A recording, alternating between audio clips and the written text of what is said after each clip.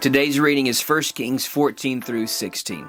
Now, it's going to be important to remember as we continue to read Kings and Chronicles and even the prophets that the kingdom split. And in the northern part, there is Israel, made up of 10 tribes, and their capital is in Samaria. And then in the south, there is Judah, made up of Judah and Benjamin, and their capital is in Jerusalem.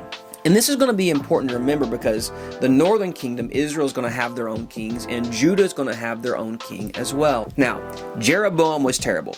We read about him yesterday, and he brought the people into idolatry and rebellion. And Israel is going to have a lot of terrible kings as we continue to read these historical books. But one of the worst that we're introduced to in today's reading is Ahab. Ahab may be the worst of the worst.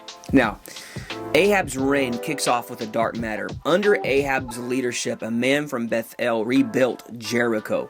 And this just wasn't some random construction gig either. There's a lot of history in this portion of reading that we might miss if we go too fast. The Bible says, in his day did Hiel, the Bethelite, rebuild Jericho. He laid the foundation thereof in Abiram, his firstborn, and set up the gates thereof, and his youngest son, Segub, according to the word of the Lord, which he spake by Joshua the son of Nun. Now, way back in Joshua, we read a few weeks ago, Joshua cursed anyone who dared rebuild Jericho's ruins. He said this, "Cursed be the man that riseth up and buildeth the city Jericho.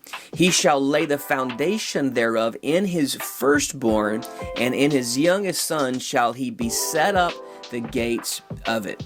And that is precisely what happened to Hiel.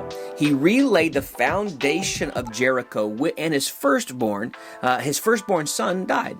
As if that wasn't bad enough, the Bible says that he rebuilt the city's gates, which was followed by the death of his youngest son. Now, Ahab wasn't some foreign king thumbing his nose at God.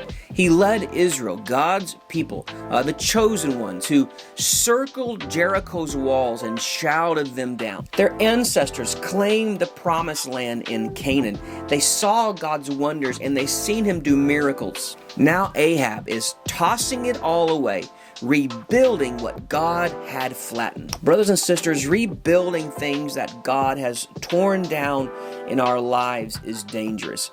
It's dangerous to go back and rebuild things God has torn down even in previous generations, because it won't just be the present generation that suffers, but future generations will be buried beneath the rubble.